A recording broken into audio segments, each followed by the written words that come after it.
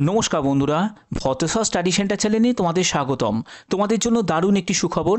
Office of the state legal service অথরিটির তরফ থেকে নতুন নিয়োগ বিজ্ঞপ্তি জারি হয়েছে, যেখানে অধিকার মিত্র বা প্যারা লিগাল ভলেন্টিয়ারে নিয়োগ করা হচ্ছে। এখানে তোমরা যারা যারা আবেদন করবে তাদের জন্য শিক্ষাগত যোগ্যতা কি প্রয়োজন দেখো। ভারতীয় নাগরিক প্রত্যেকে আবেদন করতে পারে, অর্থাৎ যারা যারা এই ভিডিওটা ত্রিপুরা থেকে দেখছো তারাও আবেদন করতে পারবে, আসাম থেকে দেখছো তারাও আবেদন করতে পারবে, ওয়েস্ট বেঙ্গল দিয়ে তো আবেদন করতেই পারবে। ঠিক আছে, যে কোনো রাজ্য থেকে আবেদন করতে পারবে। ন্যূনতম বয়স হচ্ছে 18 বছর, ম্যাক্সিমাম বয়স এখানে উল্লেখ করা নেই, অর্থাৎ 18 থেকে 40 হলেও আবেদন করতে পারো, 45 হলেও আবেদন করতে পারো বা 50 হলেও আবেদন করতে পারো। যোগ্যতা হলো মাধ্যমিক pass.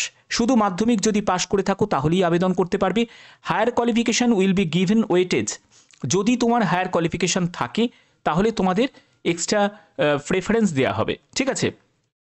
Computer operation, data handling, knowledge in accounting will be preferred. দেখো, যদি তোমার কম্পিউটারে কোনো যোগ্যতা থাকে তাহলে সেক্ষেত্রে তুমি কিন্তু অগ্রাধিকার পেয়ে যাবে, বাট এটা কিন্তু ম্যান্ডেটারি নয়। ম্যান্ডেটারি হচ্ছে মাধ্যমিক পাস।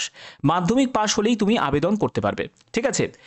এবং আরেকটা জায়গায় কিন্তু এখানে উল্লেখ করা আছে, সেটা হলো ফিজিক্যালি এবং মেডিক্যালিভাবে তোমাকে ফিট হতে হবে, এবং কোনো ক্রিমিনাল রেকর্ডের মধ্যে তোমার নথিভুক্ত থাকলে কিন্তু চলবে না। যদি তোমার নামে কোনো ক্রিমিনাল কেসের সঙ্গে তুমি যদি যুক্ত হয়ে থাকো তাহলে কিন্তু এখানে আবেদন করতে পারবে না।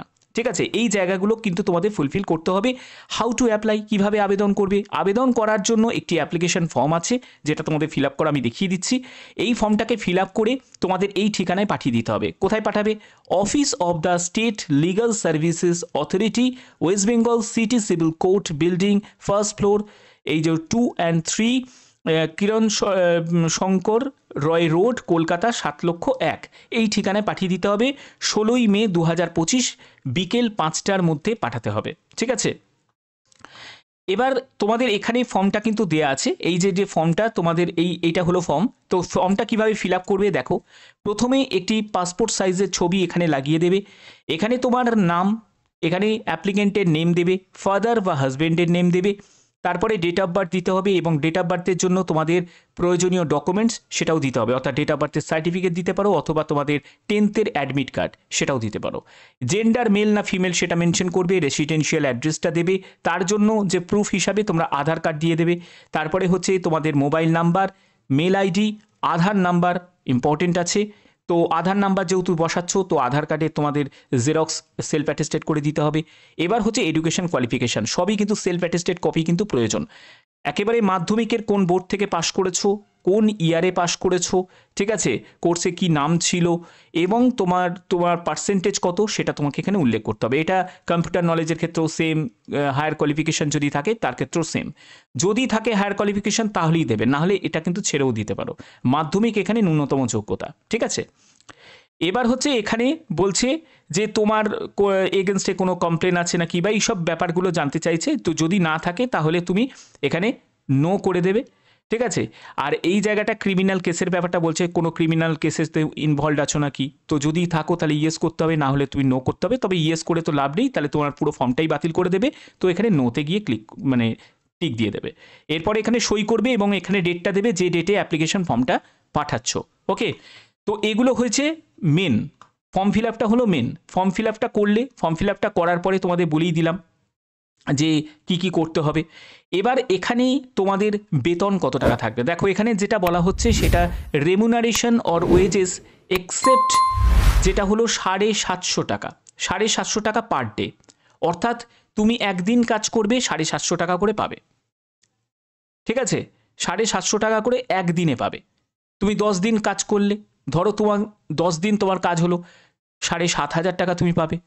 এরকম করে তুমি যে কটা দিন তুমি কাজ করবে সেই অনুযায়ী তোমাদের পার ডে হিসাবে তোমাদের বেতন থাকবে। ঠিক আছে। বেতন বা রেমুনারেশন যা বলো না কেন, এটা থাকবে। ঠিক আছে। কারণ এদের যেটা বলেই দিয়েছে, পিএলভি মানে প্যারা ভলেন্টিয়ার যেটা আছে, নট ক্যারি এনি স্যালারি, তারা কোনো স্যালারি ক্যারি করে না, তাদেরকে একটা রেমুনারেশন বা এগুলো দেওয়া হয়। ঠিক আছে। তো এইটাই কিন্তু মেন ব্যাপার, এখানে কিন্তু সেটা উল্লেখ করা আছে। এবার কি কি ক্ষেত্রে তোমাদের এই আবেদনকে ক্যান্সেল করে দেওয়া হতে পারে সেইটাও কিন্তু এখানে বলা আছে। যদি তুমি ভুলভালভাবে আবেদন করো, আবেদন পদ্ধতি যদি ঠিক মতো না থাকে, কোনো ডকুমেন্টস যদি না দাও, তাহলে কিন্তু এখানে টার্মিনেট করে দিতে পারে। সিলেকশন প্রসেসের ক্ষেত্রে বলি, সেটা হচ্ছে ইন্টারভিউয়ের জন্য ডাকা হবে, একদম সরাসরি তোমাকে ইন্টারভিউয়ের জন্য ডাকা হবে যে অমুক ডেটে তোমাকে ইন্টারভিউয়ের জন্য উপস্থিত হতে হবে। ইন্টারভিউটা কোথায় হবে? ইন্টারভিউটা মেন অফিসেই হবে, অর্থাৎ ওয়েস্ট বেঙ্গলের মেন যে এস এর যে মানে অফিস আছে সেখানেই কিন্তু তোমাদের ইন্টারভিউয়ের জন্য উপস্থিত হতে হবে। এখানে বলছে যে selection to PLV will be purely based on merit taking into account of their education qualification, general knowledge, relevant skill, suitability to render the voluntary. তো দেখো, এগুলো কিন্তু তোমাদের একটা জিকে টেস্ট নেওয়া হবে, তারা কিছু তোমাকে কমন জিকে প্রশ্ন জিজ্ঞেস করবে ইন্টারভিউয়াররা, তোমার এডুকেশন কোয়ালিফিকেশন রিগার্ডিং কিছু তথ্য জানার চেষ্টা করবে, ঠিক আছে, কোন ইয়ারে তুমি পাশ করেছো, মাধ্যমিক কি উচ্চ মাধ্যমিক, যে যোগ্যতা দিয়ে তুমি আবেদন করবে সেই ব্যাপারে কিছু তোমাকে প্রশ্ন জিজ্ঞেস করবে। এই রকম তোমার স্কিল কিছু চেক করা হবে যে তুমি কতটা সমাজ সচেতন, তো সেই সব ব্যাপারগুলো কিন্তু এখান থেকে ইন্টারভিউয়াররা তোমার কাছ থেকে জানার চেষ্টা করবে। তো এগুলি হচ্ছে মেন এখানে প্রসেস। আচ্ছা, এবার দেখো এখানে তোমাদের ভ্যাকেন্সি কত। এখানে বলছে ভ্যাকেন্সি 2 নাম্বারস অফ প্যারা লিগাল ভলেন্টিয়ার অধিকার মিত্র, অর্থাৎ ভ্যাকেন্সি এখানে দুটি আছে, যেখানে ইন্টারেস্টেড ক্যান্ডিডেট একজন মেল ফিমেল বোথ ক্যান্ডিডেটই কিন্তু আবেদন করতে পারে, ঠিক আছে। এখানে এই ব্যাপার কিন্তু এখানে উল্লেখ করা আছে, যদি আবেদন করতে চাও তাহলে অবশ্যই আবেদন করতে পারো। বাদবাকি দেখো পশ্চিমবঙ্গে ভ্যাকেন্সি কম। এবার মেন ব্যাপারটা হচ্ছে এটা মানে কি বলবো, এটা কন্ট্রাকচুয়াল না পার্মানেন্ট। দেখো কন্ট্রাকচুয়াল কি পার্মানেন্ট এটা কিন্তু এখানে উল্লেখ করা নেই। তোমরা জানো একটা প্যারা ভলেন্টিয়ার যেরকম হয়, তোমাদের পার ডে হিসাবে একটা কাজ মানে তুমি টাকা পাবে, তো সেখানে তোমার পারফরমেন্স যত ভালো হবে তোমাকে রাখবে, পারফরমেন্স যদি তারা দেখে ভালো নয় তাহলে তোমাকে কিন্তু এখানে বাদও দিয়ে দিতে পারে, ঠিক আছে। তো সেটা কিন্তু সম্পূর্ণ তোমাদের পারফরমেন্সের ওপর ডিপেন্ড করছে।